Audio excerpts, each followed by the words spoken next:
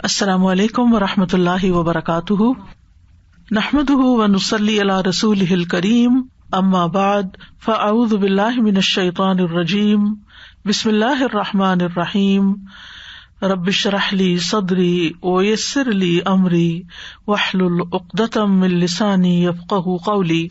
وَإِذَا سَأَلَكَ عِبَادِي عَنِّي فَإِنِّي قَرِيبٌ أُجِيبُ دَعْوَةَ الدَّاعِ إِذَا دَعَانِ فَلْيَسْتَجِيبُوا لِي وَلْيُؤْمِنُوا بِي لَعَلَّهُمْ يَرْشُدُونَ۔ اور جب میرے بندے آپ سے میرے بارے میں سوال کریں تو کہہ دیجئے، بے شک میں قریب ہوں، میں پکارنے والے کی پکار کا جواب دیتا ہوں۔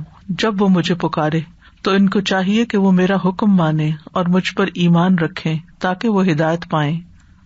فَاسْتَغْفِرُوهُ ثُمَّ تُوبُوا إِلَيْهِ إِنَّ رَبِّي قَرِيبٌ مُجِيبٌ۔ سو اس سے بخشش مانگو، پھر اس کی طرف پلٹ آؤ، یقیناً میرا رب قریب ہے، قبول کرنے والا ہے۔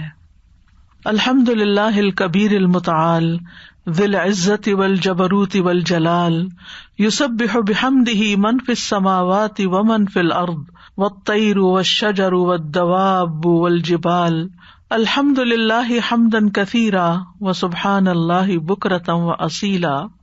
سب تعریف اللہ کے لیے ہے، بہت زیادہ تعریف، جو بہت بڑا، نہایت بلند ہے، عزت والا، قہر والا اور جلال والا ہے۔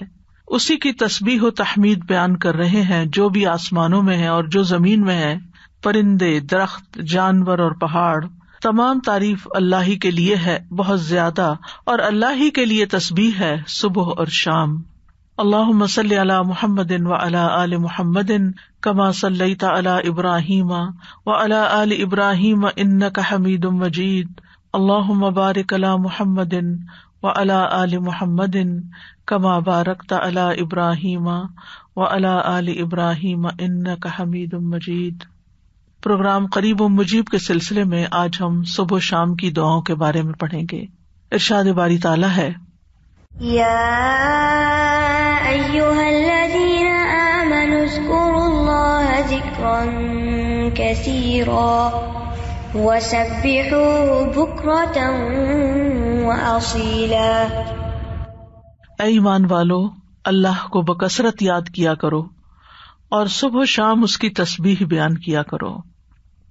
اللہ سبحانہ وتعالیٰ اس آیت میں اہل ایمان کو حکم دے رہے ہیں کہ وہ اس کی حمد، تسبیح، تکبیر اور لا الہ الا اللہ کے ساتھ کثرت سے اس کا ذکر کیا کریں، یعنی اس کو بہت زیادہ یاد کیا کریں۔ ابن عباس رضی اللہ عنہ کہتے ہیں کہ اللہ نے ہر فرض کی کوئی نہ کوئی حد مقرر فرمائی ہے، یعنی صبح کے 2 فرض ہیں، شام میں 3 فرض ہیں، تو ہر فرض کی ایک حد ہے۔ رمضان کے روزے فرض ہیں تو 1 مہینے کے فرض ہیں۔ پھر عذر کی حالت میں وہ بھی معاف ہے، یعنی اگر انسان کو کوئی حقیقی عذر پیش ہو تو اس سے بھی اللہ تعالیٰ درگزر کرتے ہیں، لیکن نہ اس کے ذکر کی کوئی حد ہے اور نہ وہ کسی عذر سے معاف ہوتا ہے، یعنی اگر غفلت برتو۔ ہاں عقل یا ہوش نہ رہے تو اور بات ہے۔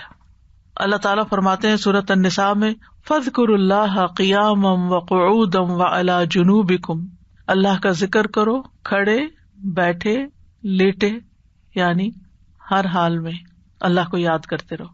یعنی ہم نے یہ خود ساختہ پابندیاں لگائی ہوئی ہیں کہ اس کیفیت میں ذکر نہیں کرنا، یا لیٹ کے نہیں کرنا، ضرور بیٹھو، یا قبلے کی طرف رخ کر کے بیٹھو، یا باوضو ہو کے بیٹھو پھر ہی ذکر کر سکتے ہو۔ نہیں، ایسا کچھ نہیں، ہر حال میں اللہ کا ذکر کر سکتے ہو۔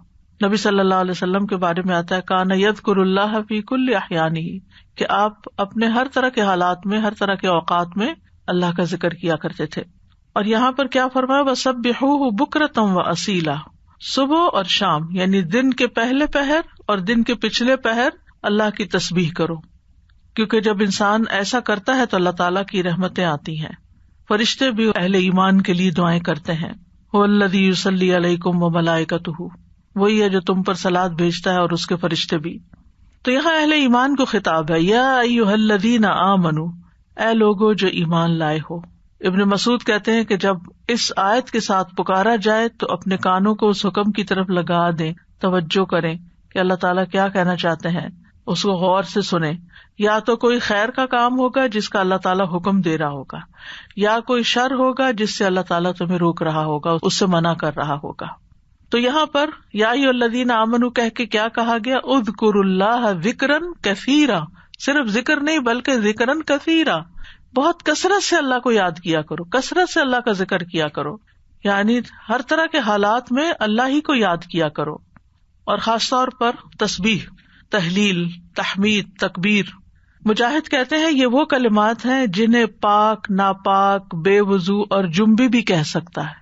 یعنی اگر کوئی حالت جنابت میں ہے تو بھی سبحان اللہ کہنے میں اس کو کوئی حرج نہیں، الحمدللہ وہ بھی کہہ سکتا ہے. جیسے اگر کسی کو نہانے کی ضرورت ہے اور اس کو تھوڑا ٹائم ہے نہانے میں کسی بھی وجہ سے، تو اس دوران اگر وہ پانی پینے لگا ہے تو بسم اللہ کہہ سکتا ہے، پانی پی چکا ہے تو الحمدللہ کہہ سکتا ہے، اسی طرح استغفر اللہ کہہ سکتا ہے. تو یہ کلمات ہر حال میں کہے جا سکتے ہیں. پھر دل کے اخلاص کے ساتھ ذکر کرنا چاہیے. یعنی ذکر کثیر کا معنی کیا گیا وہ ذکر جو اخلاص کے ساتھ کیا جائے، یعنی صرف کوانٹٹی میں ہی زیادہ نہ ہو بلکہ اس کی کوالٹی اچھی ہو. کوالٹی اچھی ہونے کا مطلب کیا ہے؟ دل سے کیا گیا. کثیر کا اپوزٹ قلیل ہوتا ہے. تو قلیل ذکر کون سا ہے؟ جو منافقین کرتے ہیں، وَلَا يَذْكُرُونَ اللَّهَ إِلَّا قَلِيلًا، کہ وہ اللہ کو بہت تھوڑا یاد کرتے ہیں، یعنی زبان سے اوپر سے کر دیتے ہیں لیکن دل سے نہیں کرتے. اور یاد تو ہوتی بھی دل میں ہے، یاد کسی کی بھی دل میں ہوتی ہے تو زبان پہ آتی ہے. اور دوسرے لفظوں میں کثیر کے مقابلے میں قلیل ذکر کیا ہے کہ انسان بس صرف صبح شام کے اذکار کرے، نمازوں کے بعد ذکر اذکار کرے، اور مختلف حالات میں جیسے کھانا کھایا یا مخصوص اذکار جو ہیں صرف ان کی پابندی کرے. لیکن ذکر کثیر اس کے برعکس کیا ہے کہ انسان ان خاص مواقع کے علاوہ بھی ہر حال میں اللہ کو یاد کرتا رہے، اللہ کی یاد اس کے دل میں تازہ رہے. اور یہ ایک ایسا عمل ہے، یعنی ایک ایسی عبادت ہے کہ اس پر عمل کرنے والا آرام کی حالت میں بھی، لیٹے ہوئے بھی، بیٹھے ہوئے بھی، چلتے پھرتے اللہ تعالیٰ کو یاد کر سکتا ہے. یعنی باقی کام کرنے کے لیے جیسے نماز ہے یا قرآن ہے تو اس کے لیے پھر آپ کو ایک ایفرٹ کرنی پڑتی ہے. خالی سبحان اللہ، الحمدللہ، اللہ اکبر پڑھنے میں تو آپ کو کوئی ایفرٹ بھی نہیں کرنی، صرف زبان ہلانی ہوتی ہے. اور انسان اگر اس چیز کا عادی ہو جائے اللہ کے ذکر کا تو پھر اس کی زبان بری باتوں سے بھی پاک رہتی ہے اور اس کی زبان سے اچھے الفاظ ہی نکلتے ہیں. اور یہ جو ہم نے اپنے اوپر ایک ڈسپلن کے لیے پابندی لگائی تھی کہ کم از کم 100 دفعہ استغفار دن میں کرنی ہے، کم از کم 100 دفعہ سبحان اللہ پڑھنا، ٹھیک ہے، لیکن اس کا یہ مطلب نہیں کہ 100 دفعہ گنتی پوری ہوگی تو اب اس کے بعد کوئی پابندی لگ گئی ہے، آگے بس دروازہ بند ہے اور اس سے آگے نہیں جا سکتے. اتنا تو منیمم کریں ہی، یعنی اپنے آپ کو پابند کریں. کیونکہ جب انسان کسی بھی کام کے لیے اپنا ٹارگٹ سیٹ کر لیتا ہے نا کہ آج دن میں یہ کام میں نے اتنی دفعہ کرنا ہے، یا فلاں اور فلاں کام آپ کی ٹو ڈو لسٹ ہوتی ہے، تو آپ پھر اس کو چیک کرتے رہتے ہیں کہ ہاں یہ کام ہو گئے. اور اگر آپ نے کوئی ٹارگٹ نہیں سیٹ کیا ہوا، ہاں میں کروں گی، تو پھر وہ کام نہیں ہو پاتا.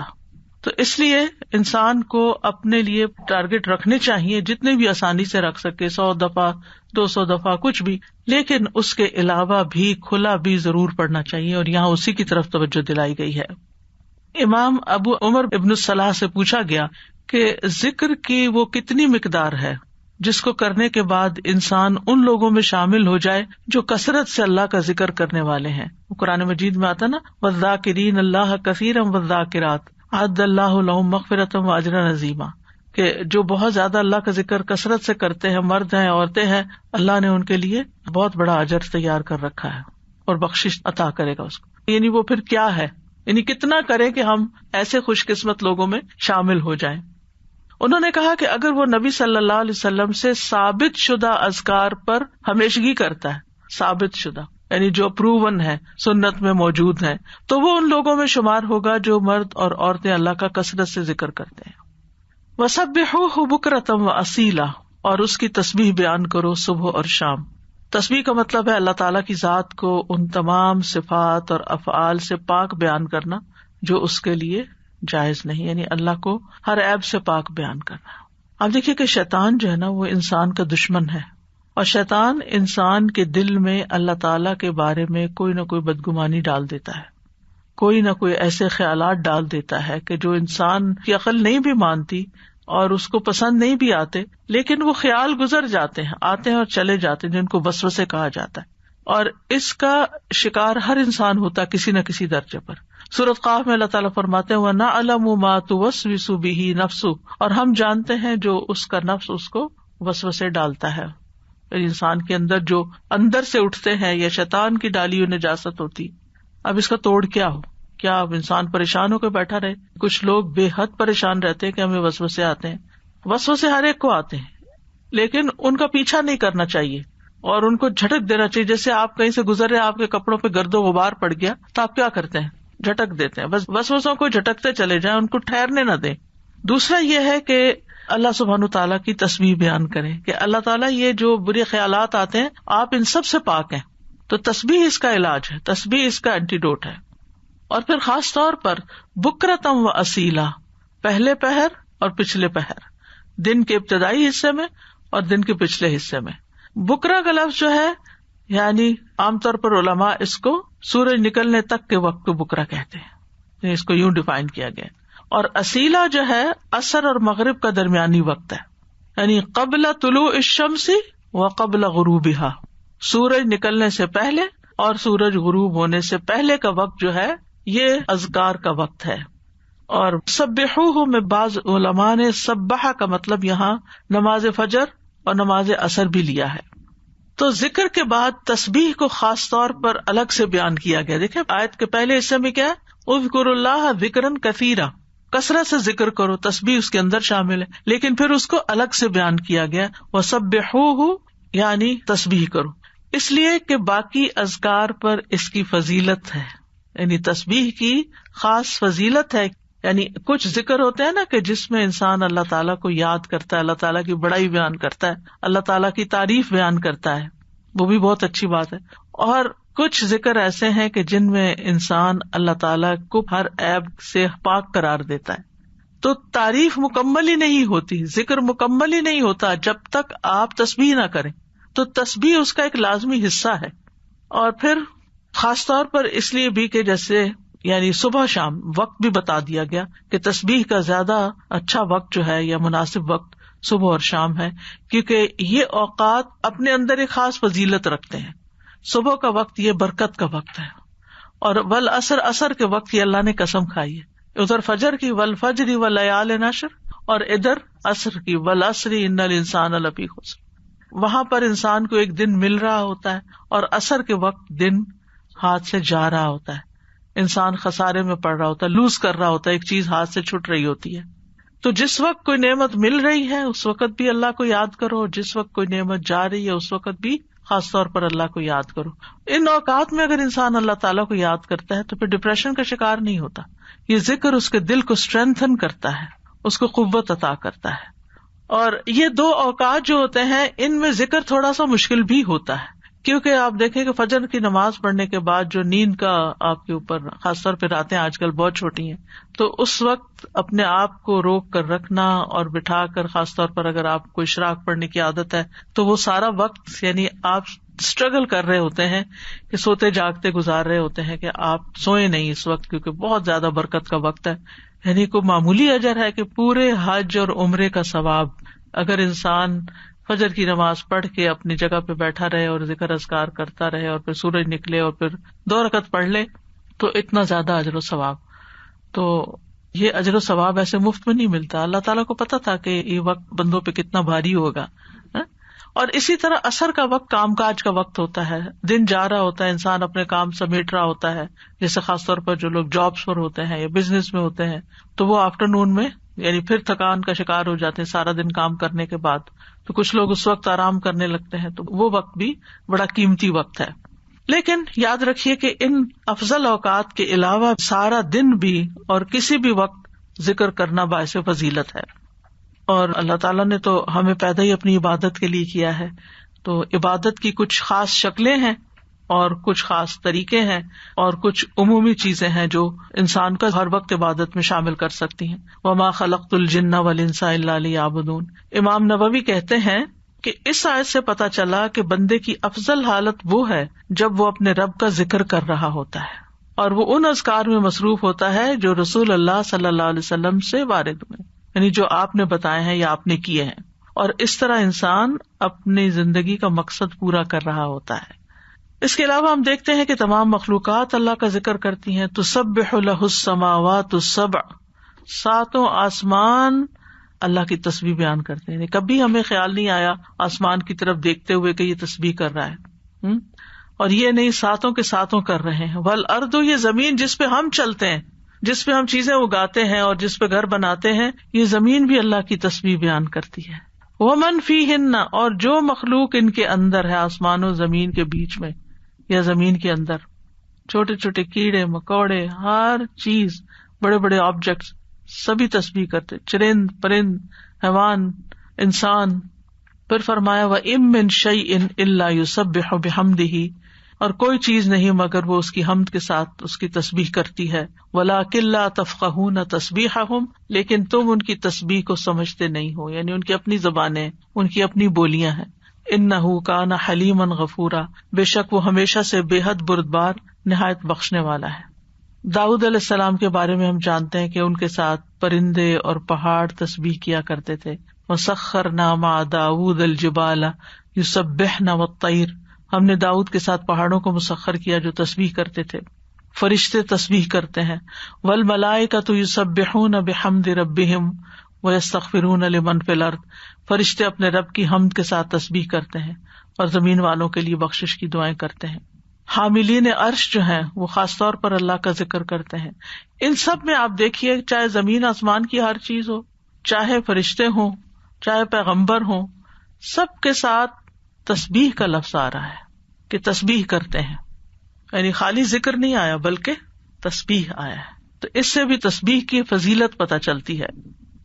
سبحان اللہ و بحمدہ سبحان اللہ العظیم، تسبیح بیان کرنا یعنی اللہ تعالیٰ کو ہر عیب سے پاک قرار دینا کہ اس میں کوئی نقص نہیں، کوئی کمی نہیں، وہ پرفیکٹ ہے، کوئی عیب نہیں، اس کا کوئی فیصلہ غلط نہیں، اس کا کوئی حکم، اس کا دین، ہر چیز صحیح ہے، جو بھی اس نے بنائی ہے پرفیکٹ بنائی ہے.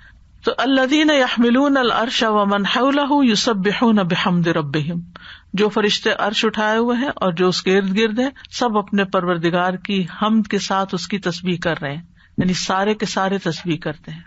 اور جہاں تک ذکر کا تعلق ہے تو قرآن مجید میں ذکر کا لفظ بھی آتا ہے، یعنی عمومی ذکر، تسبیح کے علاوہ جو بھی ذکر ہو، اللہ اکبر ہو، الحمدللہ ہو، لا الہ الا اللہ ہو، یا اور جو اذکار ہمیں بتائے گئے صبح شام کے. تو دیکھیے کہ مومنوں کی جو مختلف صفات بیان ہوئی ہیں ان میں صرف ذکر کے ساتھ کثرت کا لفظ آیا ہے. سورۃ الاحزاب کی آیت نمبر 35 ہے نا، ان المسلمین والمسلمات والمؤمنین والمؤمنات والقانتین والقانتات والصادقین والصادقات والصابرین والصابرات والخاشعین والخاشعات والمتصدقین والمتصدقات والصائمین والصائمات والحافظین فروجہم والحافظات والذاکرین اللہ کثیرا والذاکرات.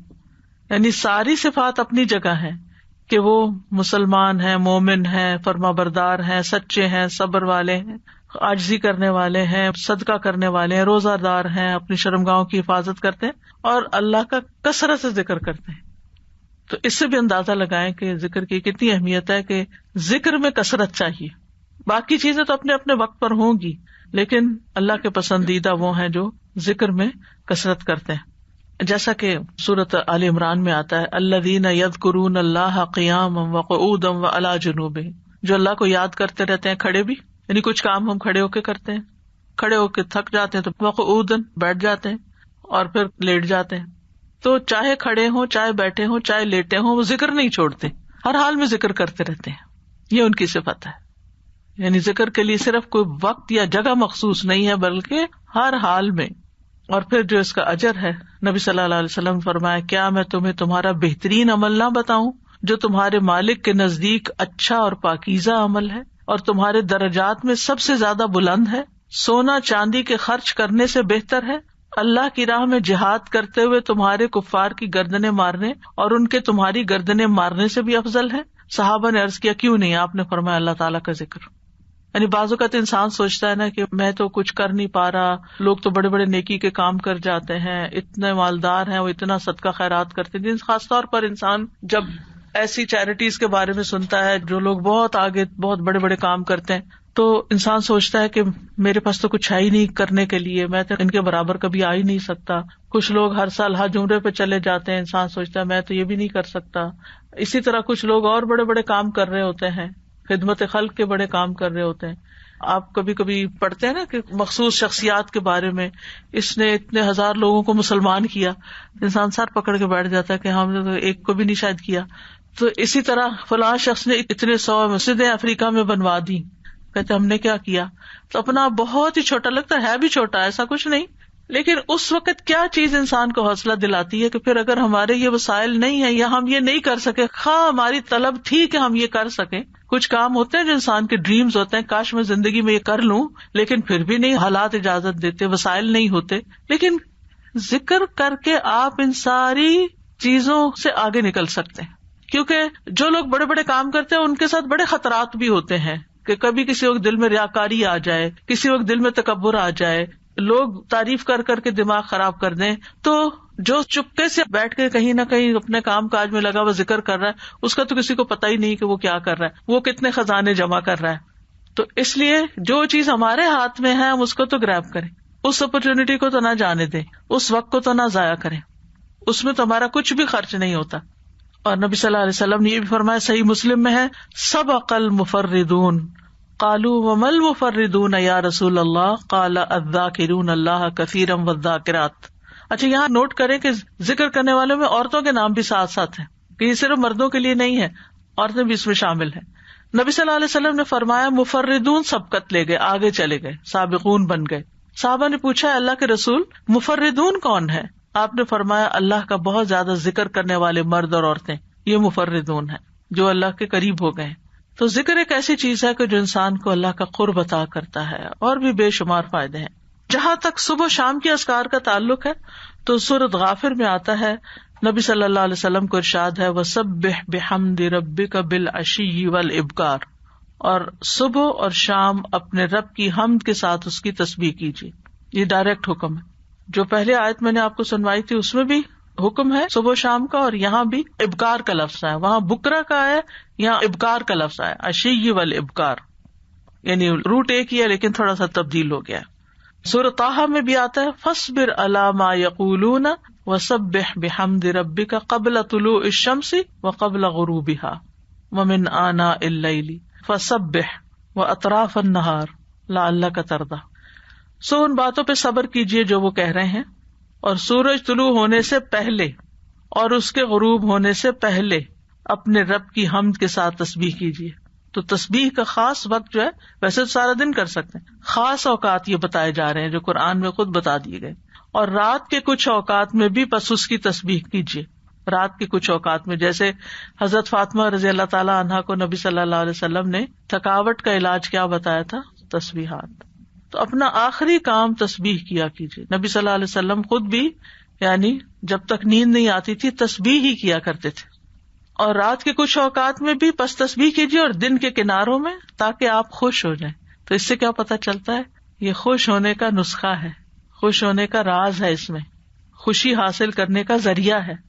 یعنی اگر آپ چاہتے ہیں کہ آپ کا دل مطمئن ہو، خوش ہو، تو آپ کو ان اوقات میں لازماً تسبیح کرنی چاہیے. اور جو ان اوقات میں تسبیح نہیں کرتے وہ غافلین میں شمار ہوتے ہیں، کیونکہ اللہ تعالیٰ فرماتے ہیں وَاذْكُر رَبَّكَ فِي نَفْسِكَ تَضَرُّعًا وَخِيفَةً وَدُونَ الْجَهْرِ مِنَ الْقَوْلِ بِالْغُدُوِّ وَالْآصَالِ وَلَا تَكُن مِنَ الْغَافِلِينَ. اور اپنے رب کا ذکر کیجیے اپنے دل میں عاجزی اور خوف سے، بغیر بلند آواز کیے، چپکے چپکے، دل ہی دل میں، صبح اور شام کے وقت. اور آپ غافلوں میں سے نہ ہونا، یعنی جو ان اوقات میں تسبیح نہیں کرتے، ذکر نہیں کرتے، وہ غافل شمار ہوتے ہیں. اور خاص طور پر اس وقت میں جو تھوڑا سا بھی ذکر کیا جاتا ہے اس کا اجر بہت زیادہ ہے. رسول اللہ صلی اللہ علیہ وسلم نے فرمایا جو لوگ نماز فجر سے سورج نکلنے تک اللہ کا ذکر کریں، مجھے ان کے ساتھ بیٹھے رہنا زیادہ پسند ہے. کیونکہ نبی صلی اللہ علیہ وسلم کو حکم دیا گیا تھا نا، وَاصْبِرْ نَفْسَكَ مَعَ الَّذِينَ يَدْعُونَ رَبَّهُمْ بالغداۃ والعشی یریدون وجہہ، آپ ان لوگوں کے ساتھ رہیے، ان کے ساتھ بیٹھیے جو اپنے رب کو صبح شام پکارتے ہیں، اور ان سے اپنی نگاہیں نہ پھیریے. تو آپ نے فرمایا مجھے ان کے ساتھ بیٹھے رہنا زیادہ پسند ہے بنسبت اس کے کہ میں اولاد اسماعیل سے 4 غلام آزاد کروں. ایک وہ نیکی ہے اور ایک ایسے لوگوں کی کمپنی میں بیٹھنا جو اس وقت اللہ کا ذکر کرتے ہیں، اور میں ایسے لوگوں کے ساتھ بیٹھا رہوں جو نماز عصر سے سورج غروب ہونے تک اللہ کا ذکر کرے. یہ زیادہ پسندیدہ ہے اس سے کہ 4 غلام آزاد کروں. تو نماز عصر کے بعد کا وقت بھی صرف جمعے کا دن نہیں، کیونکہ ہم عام طور پر جمعے کے دن پھر بھی تھوڑا سا بہتر کر لیتے ہیں، لیکن عام دنوں میں ہم اس وقت کو دھیان نہیں کرتے. ٹھیک ہے، اگر اس وقت میں آپ کے کچھ مخصوص کام ہے گھر کے یا واک کا وقت ہے یا کوئی بھی، تو اس وقت کی برکت کی وجہ سے کہ یہ ذکر کا خاص وقت ہے. اور آپ نے یہ بھی دیکھا ہوگا کہ پرندے بھی صبح کے وقت سورج نکلنے تک چہچہا رہے ہوتے ہیں، اور پھر اس کے بعد جب چڑیا اپنے گھونسلوں کو جاتی ہیں اور جو ہی سورج غروب ہو جاتا ہے تو خاموشی سے سونے لگتی ہیں. تو یہ اوقات بھی یعنی ایک نیچرل تسبیح کے اوقات ہیں. اور ابھی آگے بھی وہ ذکر آئے گا، تسبیح آئے گی جو آپ نے حضرت جویریہ رضی اللہ تعالی عنہا کو سکھائی تھی، وہ بھی انہی اوقات میں پڑھنے کی تسبیح ہے. اور صبح کے وقت ذکر کرنے سے شیطان کی گرہیں کھل جاتی ہیں انسان سے. جب انسان صبح کے وقت اٹھتا ہے اور پھر وضو کرتا ہے، نماز پڑھ لیتا ہے، ذکر کر لیتا ہے، تو حشاش بشاش خوش مزاج ہوتا ہے، ورنہ سستی ہوتی ہے اس کو. پھر اسی طرح یہ ہے، رسول اللہ صلی اللہ علیہ وسلم نے فرمایا بنی آدم کے ہر انسان کو 360 جوڑوں پر پیدا کیا گیا ہے، اس کے جسم میں 360 جوڑ لگے ہوئے ہیں. پس جو شخص اللہ اکبر، الحمدللہ، لا الہ الا اللہ، سبحان اللہ، استغفر اللہ کہے، لوگوں کے راستے سے پتھر یا کانٹا یا ہڈی ہٹا دے، یا نیکی کا حکم دے یا برائی سے روکے، تو یہ اس کے 360 جوڑوں کے شمار کے برابر ہے. اور وہ اس دن جب شام کرے گا تو اپنے نفس کو جہنم کی آگ سے دور کر لے گا. یعنی جو اپنے جوڑوں کا صدقہ روزانہ نکال لیتا ہے، اور یہاں مالی صدقے کے بارے میں بات نہیں ہو رہی، یہاں اذکار کی بات ہو رہی ہے خاص طور پر، یا کچھ کام ہے جس سے دوسروں کی تکلیف ہٹانا مقصود ہے، تو انسان اپنے آپ کو جہنم کی آگ سے آزاد کر لیتا ہے. ابن عثیمین کہتے ہیں کہ صبح و شام کی اذکار اپنے پڑھنے والوں کے لیے اس قدر وسیع عظیم فوائد اور برکات پر مشتمل ہے کہ ان کا احاطہ نہیں کیا جا سکتا، ان کو بیان نہیں کیا جا سکتا. ان میں سے کچھ فائدے جیسے دل اور روح کی غذا ہیں ان اوقات کے اذکار. انسان کے دل کو سکینت ایک نصیب ہوتی ہے، ٹھہر جاتا ہے دل، ایک راحت محسوس ہوتی ہے، ایک مسرت محسوس ہوتی ہے. پھر اسی طرح دنیا اور آخرت میں امن اور سلامتی کا ذریعہ ہے. دنیا اور آخرت میں سلامتی کا ذریعہ ہے، کیونکہ پروٹیکشن کی دعائیں ہیں، اس میں حفاظت کی دعائیں ہیں. پھر خیر و برکات کے دروازے کھولنے کا سبب ہے. پھر چوتھی چیز ہے اجر و ثواب کے حصول کا ذریعہ ہے، یعنی بہت زیادہ اجر و ثواب ہے ان اوقات میں اذکار کا. پھر پانچویں چیز ہے شر کے واقع ہونے سے پہلے، یعنی کسی تکلیف کے آنے سے پہلے اور واقع ہونے کے بعد اسے ہٹانے کا ذریعہ ہے. ویسے بھی نبی صلی اللہ علیہ وسلم نے فرمایا نا، دعا اس مصیبت میں بھی فائدہ دیتی ہے جو واقع ہو چکی ہے، اور اس میں بھی فائدہ دیتی ہے جو ابھی واقع نہیں ہوئی، جو ابھی مصیبت نہیں آئی. اے اللہ کے بندو دعا کو لازم کر لو. تو یہ صبح شام کی دعائیں ہی ہیں ایک طرح سے ان میں زیادہ تر. پھر ان اذکار میں انسان اللہ کی نعمتوں اور مہربانیوں کا اعتراف کرتا ہے، یعنی صبح شام کے اذکار جو ہے یہ اللہ کی پے در پے نعمتوں کا اعتراف ہے. جیسے سید الاستغفار میں کہتا ہے نا، ابو لک بنعمتک علیہ، اللہ جو تیری نعمتیں مجھ پر ہیں میں ان کا اقرار کرتا ہوں، ایکنالج کرتا ہوں. اللہ تعالیٰ کی مہربانیوں اور اس کے احسان پر اس کا شکر ادا کرنا ہے. پھر ساتویں چیز یہ ہے کہ رب کے سامنے فقر اور عاجزی کا اظہار ہے کہ میں تو اس سے بے نیاز نہیں ہوں، تیری ہی پروٹیکشن چاہتا ہوں، تیری طرف رجوع کرتا ہوں. پھر آٹھویں چیز یہ کہ یہ بندے کی اصلاح کے اسباب میں سے ہے، اور خاص طور پر دل کی اصلاح. اور دل کی اصلاح ہو نہیں سکتی جب تک دل میں اللہ کی محبت یا اللہ کے لیے محبت اور اللہ کی تعظیم اور اللہ کی بڑائی اور اللہ تعالیٰ کے پاورفل ہونے اور اس کے سارے جو اسماء و صفات ہیں ان پر یقین نہ ہو. اس وقت تک اللہ کی بڑائی دل میں نہیں آتی. ابن باز کہتے ہیں کہ جو شخص صبح شام کے اذکار پر حفاظت کرے، سچائی، ایمان اور اللہ پر بھروسہ اور اعتماد کرتے ہوئے یہ اذکار کرے، اور یہ دعائیں جن معنی پر دلالت کرتی ہوں ان کے لیے انسان کا سینہ کھلا ہوا ہو، تو یہ اسے جادو اور دیگر مصیبتوں کے واقع ہونے سے پہلے ان کے شر سے بچانے کا سب سے بڑا سبب ہے، اور تکلیف واقع ہو جائے تو ان کو ہٹانے کا بھی سب سے بڑا سبب ہے.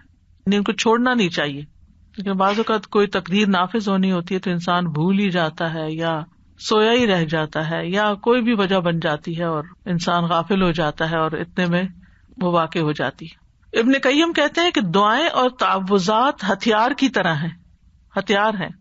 ہتھیار مارنے والے کی قابلیت اور صلاحیت کے مطابق اثر کرتا ہے، صرف تیز دھار کے ساتھ نہیں۔ یعنی آپ کے پاس کیسی بھی سوڈ ہو، آپ کے پاس کیسی بھی گن ہو، لیکن اگر آپ کو چلانی نہیں آتی تو فائدہ نہیں ہے۔ جب ہتھیار کامل ہو اور اس میں عیب نہ ہو، اور وہ بازو طاقتور ہو جو ہتھیار چلاتا ہے، اور رکاوٹ نہ پائی جاتی ہو، تو اس ہتھیار کے ساتھ دشمن کے لیے تاثیر واقع ہوگی اور وہ دشمن کو بھگا دے گا، زخمی کر دے گا۔ اگر ان چیزوں میں سے کسی میں کوئی کمی ہو جائے تو تاثیر بھی کم ہو جائے گی۔ کون کون سی چیزیں؟ ہتھیار بھی اچھا، عیب بھی نہ ہو، اور چلانا بھی صحیح آتا ہو۔ آپ نے عام طور پہ سنا ہوگا لوگ کہتے ہیں کہ ہم خود نہیں رقیہ کر سکتے، کسی راقی کے پاس جانے کی کیا ضرورت ہے، ہم بھی کر سکتے ہیں، بھی ضرور کرو، کسی نے منع تو نہیں کیا۔ لیکن بعض اوقات جو راقی ہوتے ہیں نا، ان کا جو یقین ہوتا ہے، ان کا جو انداز ہوتا ہے، ان کی جو آواز ہوتی ہے، اس کا اثر ہی کچھ اور ہوتا ہے۔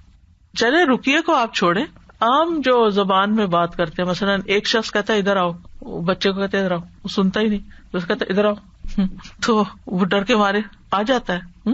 کہنے والے کے کہنے میں بڑا فرق بھی ہوتا ہے اور اس کا اثر بھی فرق ہوتا ہے۔ کچھ لوگوں کی بات لوگ آسانی سے مان جاتے ہیں اور کچھ کی تو بالکل نہیں مانتے، ہم سب جانتے ہیں۔ گھر میں بھی عام طور پہ دیکھا گیا کہ ماں کی بات کا اثر اور ہوتا ہے، باپ کی بات کا کچھ اور ہوتا ہے، کبھی وائس ورسا بھی ہوتا ہے۔ لیکن یہ ہے کہ فرق ہے ایک بندے کے ذکر کرنے اور پڑھنے اور جن بھوت کو بگانے اور دوسرے بندے کے بگانے میں۔ جو خود ہی جنوں بھوتوں سے ڈرتا ہو وہ بگائے گا کہاں سے؟ تو جو ایسا کام کرنے والے ہوتے ہیں نا، اللہ نے ان کو خاص صلاحیتیں دی ہوتی ہیں اور خاص ٹیکنیکس بھی دی ہوتی ہیں اور سجھائی ہوتی ہیں، ان کے دل میں ڈالی ہوتی ہیں۔ بعض اوقات وہ کسی کو نقل نہیں کر رہے ہوتے، وہ جو ان کے دل میں آتا ہے اس کے مطابق وہ بیان کرتے جاتے، پڑھتے جاتے ہیں مریض کے حسب حال، کیونکہ ہر مریض فرق ہوتا ہے، ان کا ایکسپیرینس بھی فرق ہوتا ہے کہ کیا چیز فائدہ دیتی کیا نہیں دیتی۔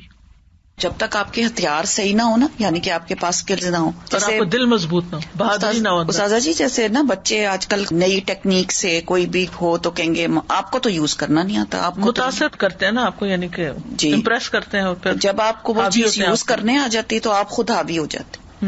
اور اسی طرح ہی جب آپ کو پتا ہوتا ہے کہ آپ نے ہتھیار کیسے یوز کرنا ہے تو پھر آپ کی پاورز اور قسم کی ہوتی ہیں، اور یہی وہ طاقت اور وہ پاور ہے جس سے آپ نا شیطان کو بھگا سکتے ہیں۔ اور میں کہتی ہوں نا حضرت عمر رضی اللہ عنہ سے کیوں شیطان ڈرتا تھا، ان کے اندر وہ پاورز تھیں۔ بالکل سبحان اللہ۔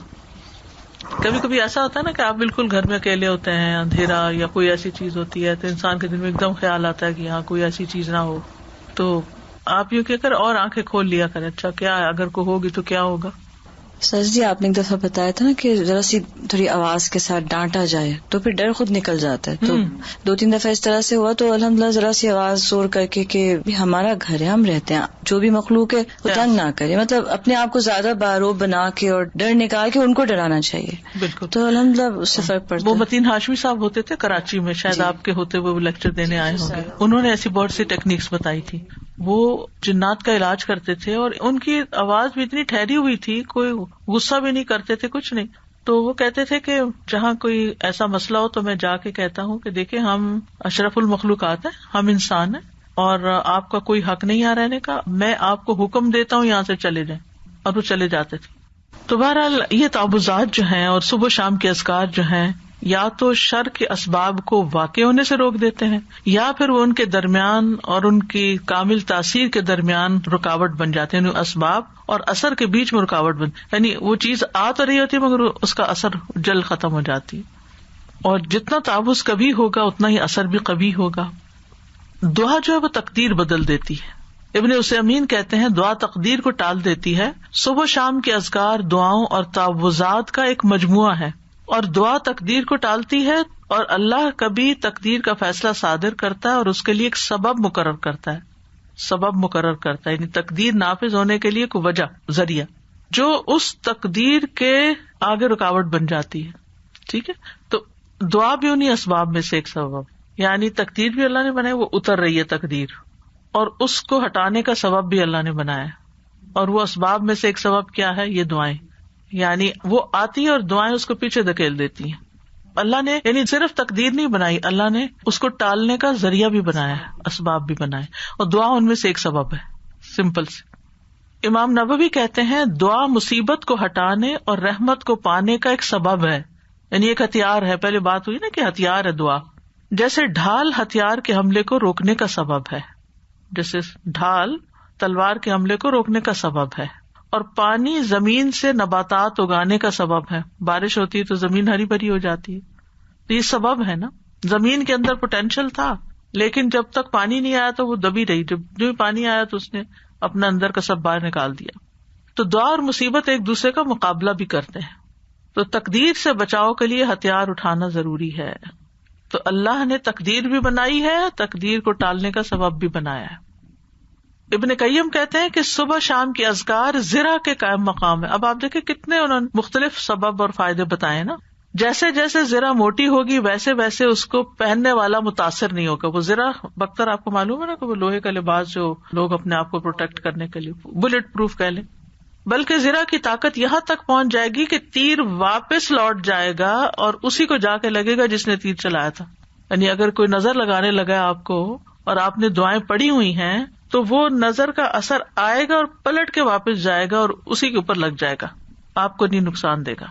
جی ہاں، بد دعا دیتا ہے اور آپ اس کے اہل نہیں ہیں تو وہ واپس اسی پہ پلٹتی ہے. ابن عثیمین کہتے ہیں صبح و شام کے اذکار حفاظت کرنے میں ان لوگوں کے لیے یاجوج اور ماجوج کی دیوار سے بھی زیادہ مضبوط ہے جو ان کو حضور قلب کے ساتھ پڑھتے ہیں. ایک تو نا بے دھیانی میں پڑھنا، لیکن جو ان کو دھیان سے پڑھتے ہیں یہ یاجوج ماجوج کی دیوار سے بھی زیادہ مضبوط چیز ہے جو فتنے کو آنے سے روکتی ہے. صحابہ صبح و شام کے اذکار کی حفاظت کیا کرتے تھے. ابو وائل فرماتے ہیں ہم ایک دن صبح کی نماز پڑھنے کے بعد عبداللہ بن مسعود کی طرف گئے اور دروازے سے سلام کیا تو انہوں نے ہمیں اجازت دے دی، مگر ہم تھوڑی دیر دروازے کے ساتھ ٹھہرے رہے تو ایک لونڈی آئی اور اس نے کہا آپ اندر کیوں نہیں آ رہے؟ پھر ہم اندر داخل ہوئے تو ابن مسعود بیٹھے تسبیحات کر رہے تھے. انہوں نے کہا تمہیں اندر آنے سے کس چیز نے روکا جبکہ میں نے تمہیں اجازت دے دی تھی؟ ہم نے کہا کوئی بات نہیں سوائے اس کے کہ ہم نے سوچا کہ گھر والوں میں سے شاید کوئی سو رہا ہو. تو ابن مسعود نے فرمایا کیا تم نے ابن ام عبد کے گھر والوں کے بارے میں غفلت کا گمان کیا؟ تم سمجھتے ہو ہم اس وقت سو رہے ہوتے ہیں؟ کیا سونے کا وقت ہے یہ؟ راوی نے کہا پھر ابن مسعود نے تسبیح شروع کر دی یہاں تک کہ انہوں نے گمان کیا کہ سورج نکل آیا. تو لونڈی سے فرمایا دیکھو کیا سورج نکل آیا؟ اس نے کہا ابھی نہیں نکلا. پھر تسبیح شروع کر دی. پھر انہیں خیال ہوا کہ سورج نکل رہا ہے. پھر کہا جاؤ دیکھو سورج نکل آیا. تو اس نے دیکھا کہ سورج نکل چکا تھا. ابن مسعود کہتے ہیں الحمدللہ الذی اقالنا یومنا ھذا ولم یہلکنا بذنوبنا. سب تعریف اللہ کے لیے جس نے آج ہم سے درگزر کیا اور ہمارے گناہوں کی وجہ سے ہمیں ہلاک نہیں کیا. کیونکہ تسبیحات جب کرتے ہیں تو گناہ بھی معاف ہوتے ہیں نا. تو اس سے یہ پتہ چلتا ہے کہ صحابہ کرام اپنے وقت سے کیسے فائدہ اٹھاتے تھے. تو یہ اوقات جو ہیں ان میں نہ تو آپ اپنا سیل فون کھولیں اور نہ ہی آپ اپنا کوئی اور ایسا کام کریں کہ جس کی کوئی خاص ضرورت نہ ہو. کوشش کریں کہ اس وقت جس مسئلے پہ نماز پڑھی ہے وہیں بیٹھے رہیں. لیکن اگر کوئی مجبوری ہے، بچوں کا ناشتہ بنانا ہے، ہسبینڈ نے کام پہ جانا ہے یا کچھ، تو خاموشی سے اپنا کام کریں اور ساتھ ساتھ اپنے اذکار جاری رکھیں، ان کو نہ روکیں. یعنی اس وقت ڈانٹ ڈپٹ اور ادھر ادھر آوازیں دینا، چیخنا چلانا گھر وہ نہ ہو. یعنی ایک احترام کا وقت ہو کہ یہ اذکار کا وقت ہے، خود بھی کریں اور بچوں کو بھی اس کا پابند بنائیں، گھر والوں کو بھی تاکید کریں. اب اس میں حضرت ابن مسعود کا عمل آپ دیکھیں. ان کو اندر بلا لیا، وہ نہیں آ رہے تو ان کو بلایا اندر آ جاؤ. اندر آ گئے، تھوڑی سی بات کی اور اپنا ذکر جاری رکھا.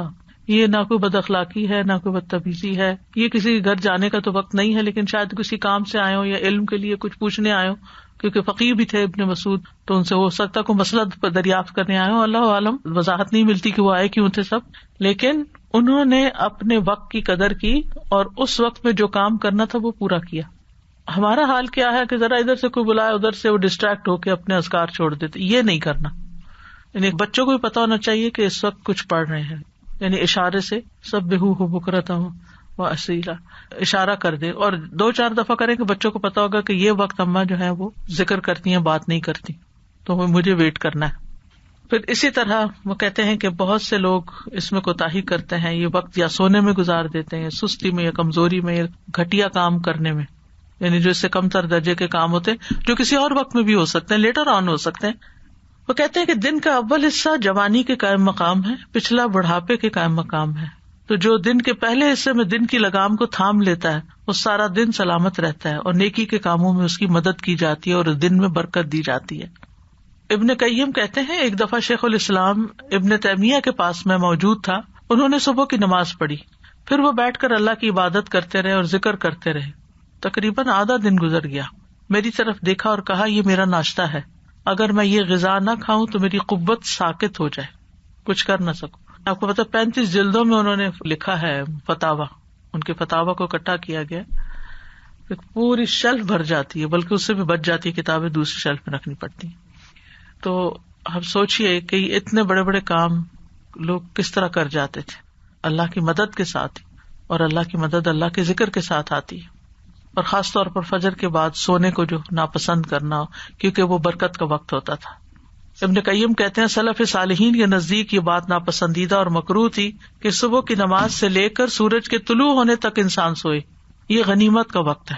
سورج نکل آئے پھر اپنا کام کاج کر کے اگر آپ دوبارہ ریسٹ کرنا چاہیں, کیونکہ راتیں چھوٹی ہیں تو پھر اور بات ہے. یہ وقت رزق کے نازل ہونے کا اور رزق بانٹنے کا وقت ہے, اس میں برکت نازل ہوتی ہے. اب اس کے بعد ہے صبح شام کے اذکار کے آداب جو ہیں وہ کیا ہے. سب سے پہلی بات یہ کہ زبان اور حضور قلب کے ساتھ, دل اور زبان کی حاضری کے ساتھ ذکر کیا جائے. جب یہ دونوں چیزیں متحد ہو جاتی ہیں اور اذکار کرنے والا سچائی, یقین اور اللہ کے ساتھ اچھا گمان کرتے ہوئے ان کے معنی میں غور و فکر کرتے ہوئے پڑھتا ہے تو یہ پڑھنے والے کو فائدہ دیتی ہیں, اس پڑھنے والے کی حفاظت ہوتی ہے, اس سے مصیبتیں دور ہوتی ہیں.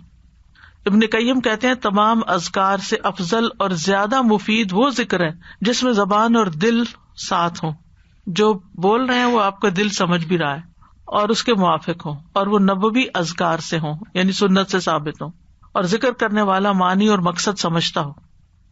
پھر اسی طرح ان اذکار کا وقت جو ہے طلوع فجر سے پہلے شروع ہو جاتا ہے اور طلوع شمس سے پہلے تک رہتا ہے.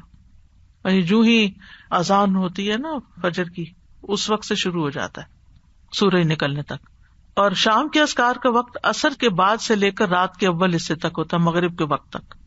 اگر کسی سے یہ اوقات رہ جائیں, ان سے محروم ہو جائے, بھول گیا یا کوئی رکاوٹ بن گئی تو کوئی حرج نہیں. صبح کے اذکار چاش کا وقت ختم ہونے تک پڑھ لے اور شام کے اذکار رات کے ایک تہائی حصے تک پڑھ لے, لیکن یہ رخصت ہے, اصل وقت ان کا سورج نکلنے سے پہلے اور غروب ہونے سے پہلے کا. یہ ابن باز کہتے ہیں سنت یہ ہے کہ صبح اور شام کے اذکار اور دعاؤں کو ان کے وقت میں ادا کرنے کی حفاظت کی جائے. جب ان کا وقت ختم ہو جاتا ہے تو وہ ثواب بھی ان کے وقت کے ساتھ ختم ہو جاتا ہے جو اس وقت سے متعلق تھا. اب صبح شام کے اذکار میں سب سے پہلا ذکر آیت الکرسی کا ہے. آیت الکرسی کیا ہے؟ اللہ لا الہ الا هو الحی القیوم آخر تک. صبح شام آیت الکرسی پڑھنے سے حفاظت ملتی ہے, یعنی حدیث سے بھی ثابت ہے, خاص طور پر جنات کے اثر سے بچاؤ ہوتا ہے.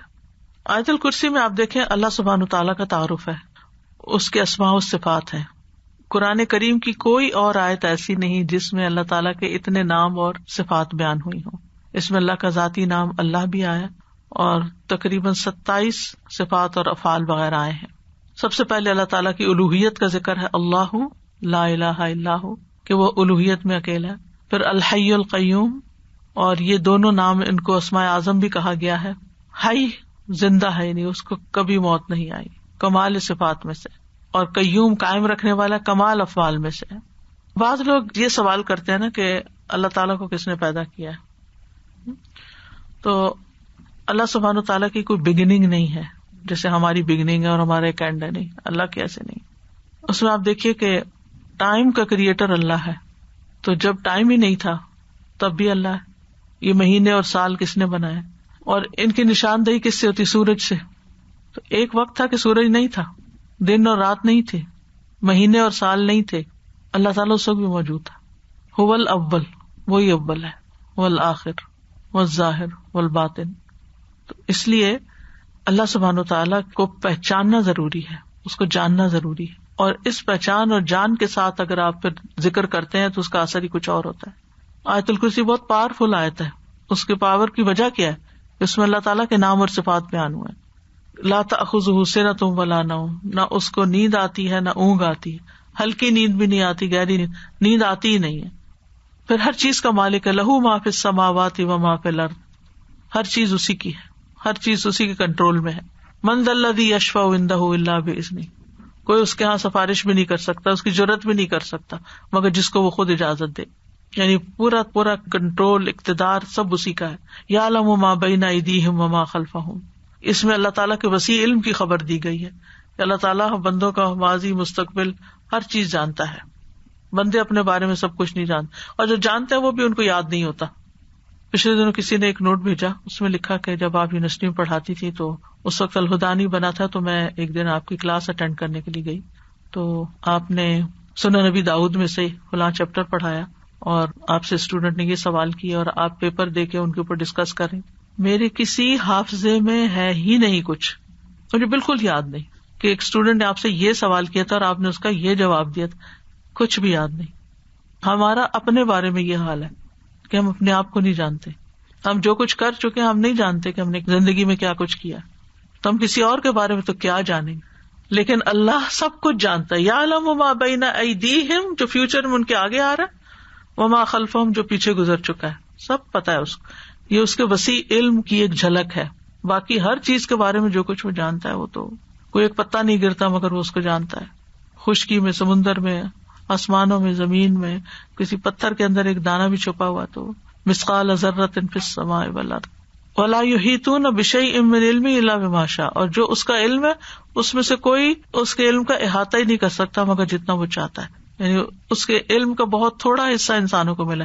جیسے خضر اور موسیٰ علیہ السلام کے واقعے میں آتا ہے نا کہ وہ جب کشتی میں بیٹھے تو ایک چڑیا نے پانی کی چونچ میں لیا تھا کہ بندوں کا علم اللہ کے علم کے مقابلے میں ایسا ہی ہے جیسے چڑیا کی چونچ میں پانی اس سمندر کے مقابلے میں.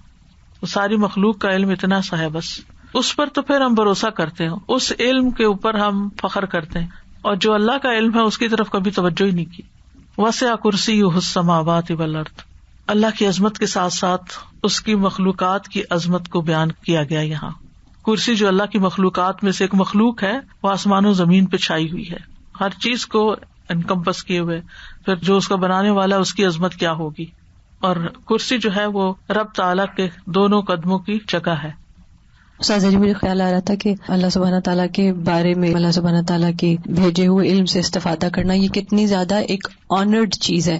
تو ہم خود بھی اس آنر کو آنر نہیں کرتے, کیونکہ آپ دیکھیں کہ کوئی سمر سے یا کوئی پچھلے سال سے آپ کسی سے ملتے ہیں, لوگ کہتے ہیں اچھا ہم یہ فلاں یونیورسٹی کا یا آن لائن کورس کیا یا ہم نے یہ کیا یا ہم یہ کیا, تو آپ کیا کریں, نہیں ہم تو بس لسنر بن کے یہاں کلاس اٹینڈ کر رہے ہوتے.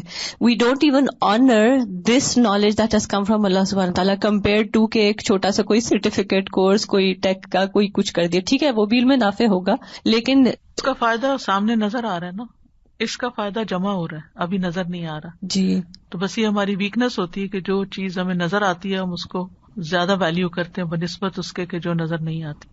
سادہ جی, پڑھنے اور نہ پڑھنے میں بھی بہت فرق نظر آتا ہے کہ جس دن نہیں پڑھتے, جس دن نہیں اٹینڈ کرتے, آن لائن ہوتے ہیں اور آن کیمپس ہوتے ہیں, اس کا بھی بہت فرق نظر آتا ہے. آپ کو روشنی ایسی ملتی ہے, اور جس دن آپ نہیں پڑھتے اس دن آپ کو اندھیرا سا, سستی سی, and there are so many things I can tell. سورج نکلنے والا دن اور بادلوں والا دن ہوتا ہے, بالکل ایسا ہوتے تو دونوں دن ہیں. ولا یعودہ حفظہما, اور ان دونوں کی حفاظت اللہ تعالیٰ کو تھکاتی نہیں, بوجھل نہیں کرتی.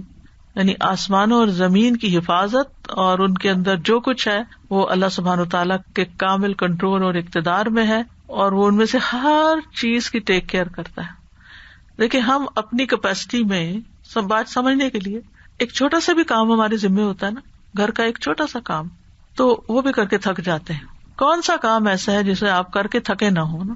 کلیننگ ہے یا کوکنگ ہے, کچھ بھی ہے, کوئی بھی زندگی میں کام ہوتے ہیں, بچوں کی ٹیک کیئر کرنا ہے, پڑھنا ہے, ہر کام کر کے ہمیں ریسٹ چاہیے ہوتا ہے, ہمیں تھکاوٹ ہو جاتی. یہاں اللہ تعالیٰ فرماتا ہے ولا یعودہ حفظہما, آسمان ہو زمینیں ہو جو بھی ہو ان کی حفاظت, ان کے اندر کیا سسٹم چل رہے ہیں, کیا کرنا ہے, کیسے کرنا ہے, یہ چیزیں اس کو تھکاتی ہی نہیں, بوجھل بھی نہیں کرتی.